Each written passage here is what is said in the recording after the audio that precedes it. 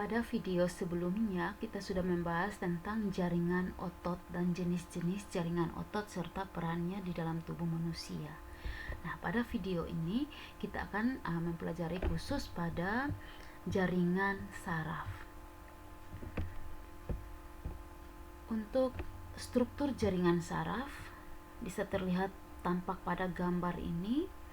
Ada bagian-bagian sel saraf seperti dendrit, badan sel, kemudian ada nukleus atau inti sel, bagian yang menjulur dari badan sel yaitu akson, dengan bagian-bagian yang terdapat pada akson. Kita akan membahas satu persatu. Namun sebelumnya, jaringan saraf itu di dalam tubuh manusia dia tersebar secara luas atau dia tersebar di semua bagian tubuh manusia dan juga hewan. Jaringan saraf ini terdapat paling banyak, kurang lebih 98%, pada susunan saraf pusat di otak dan medula spinalis atau sumsum tulang belakang. Sementara sisanya yang 2% itu terdapat pada susunan saraf tepi. Spesifiknya materi ini ada pada bab selanjutnya. Nah, jaringan saraf ini secara struktural dia tersusun oleh sel saraf atau disebut neuron dan ada sel pendukung atau neuroglia. Kalau neuroglia ini disebut juga sebagai sel pendukung, dia tidak mampu untuk menerima rangsangan, tetapi perannya yaitu untuk membungkus atau menyelubungi sel saraf atau neuron itu sendiri.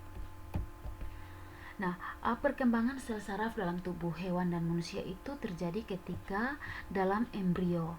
Nah, berkembang dari jaringan mesoderm embrio dalam kandungan atau rahim. Setiap neuron memiliki 3 bagian utama, seperti yang pertama dendrit. Dendrit ini dia langsung menempel pada bagian kedua dari jaringan saraf, yaitu badan sel. Dan inti sel dia terletak di badan sel. Kemudian ada bagian yang menjulur dari badan sel, yaitu bagian ketiga, yaitu akson. Nah, bagian-bagian yang lain pada akson itu seperti ada selubung mielin. Selubung mielin ini dia punya tugas melindungi akson. Dan juga selubung mielin ini dia disusun oleh sel-sel yang namanya sel Schwann.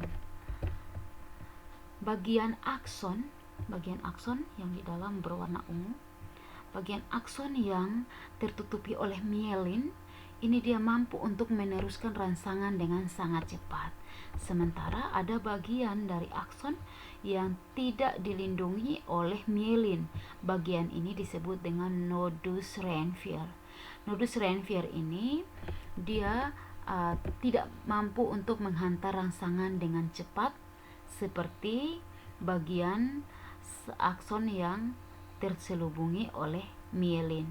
Jadi karena ini dia merupakan bagian yang tidak diselubungi mielin, jadi jalan rangsangan pada bagian nodus Reinfeldt ini tidak secepat bagian akson yang ada dilindungi oleh selubung mielin. Bagian yang di ujung ini namanya akson terminal atau bagian ujung akson. Nah, ini tugasnya untuk meneruskan rangsangan ke sel saraf yang lain. 3 bagian utama dari sel saraf tadi, yaitu yang pertama dendrit.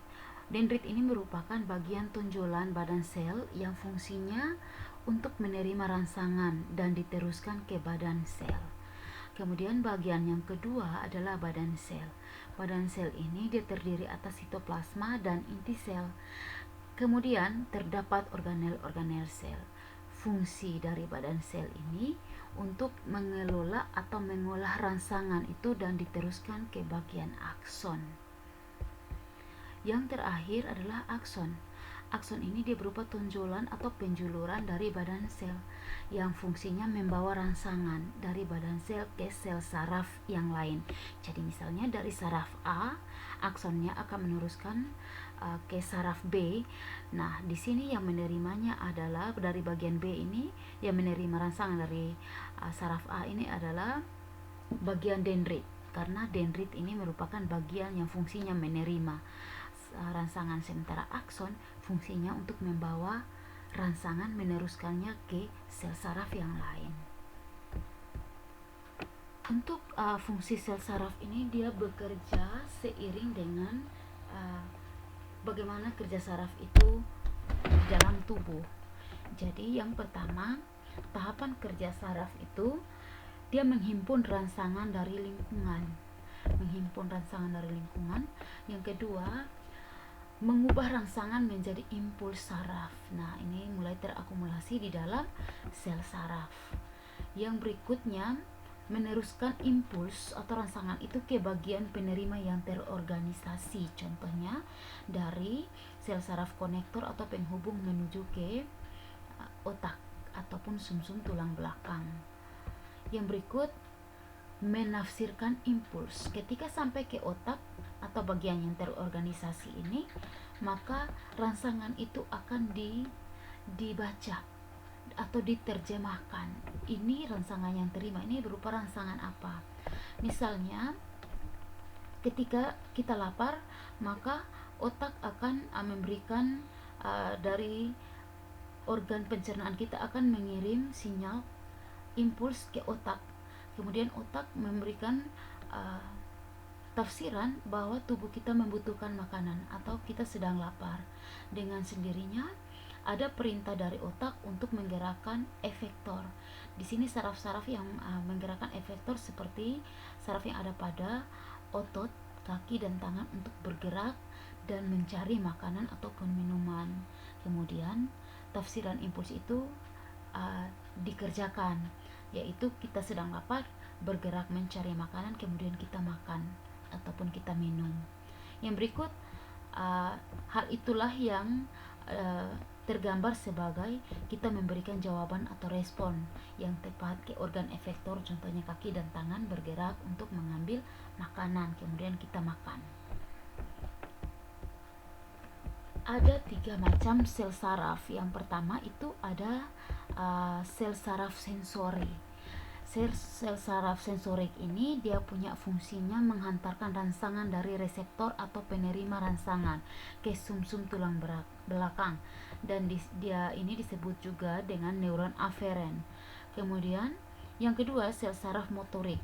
Ini dia berfungsi untuk menghantarkan impuls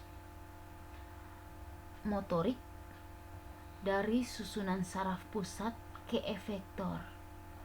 Dari susunan saraf pusat ke efektor, dan dia sering disebut dengan neuron eferen. Yang berikut adalah sel saraf penghubung. Sel saraf penghubung ini dia merupakan penghubung antara sel saraf yang satu dengan sel saraf yang lain.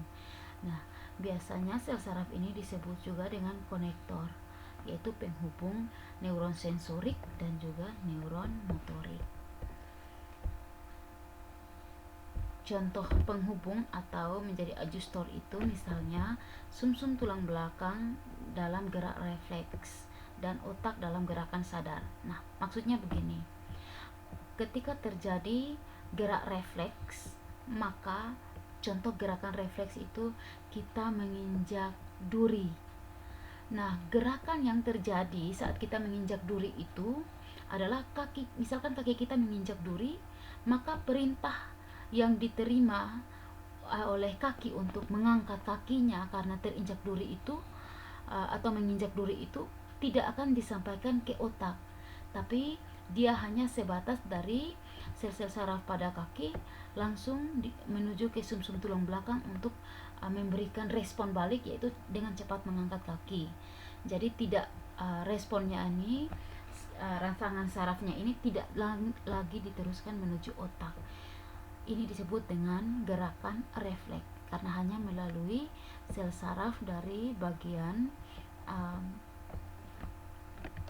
yang merasakan atau reseptor menuju ke sumsum tulang belakang, dari reseptor ke sumsum tulang belakang, kemudian langsung kembali ke efektor.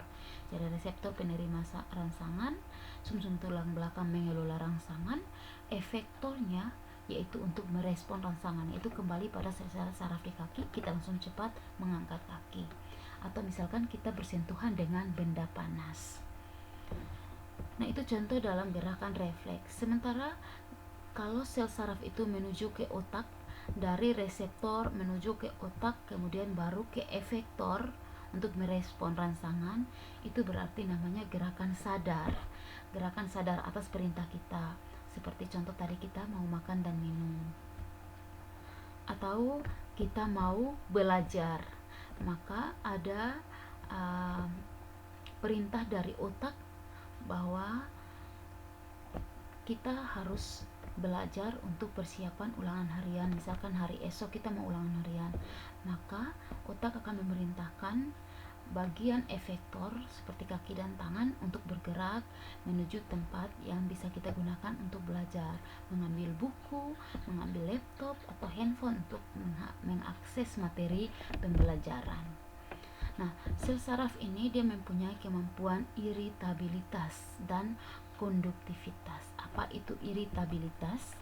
Iritabilitas ini merupakan kemampuan sel saraf untuk bereaksi terhadap perubahan lingkungan. Jadi untuk perubahan lingkungan, misalkan kita merasa dingin, kepanasan, atau haus karena cuaca yang sangat panas. Jadi tubuh bereaksi terhadap perubahan lingkungan. Sementara konduktivitas, kalau untuk konduktivitas sendiri artinya kemampuan sel saraf untuk membawa impuls-impuls saraf. Jadi untuk membawa atau meneruskan rangsangan. Nah, demikian pembahasan tentang jaringan saraf. Semoga materi ini dapat dipahami.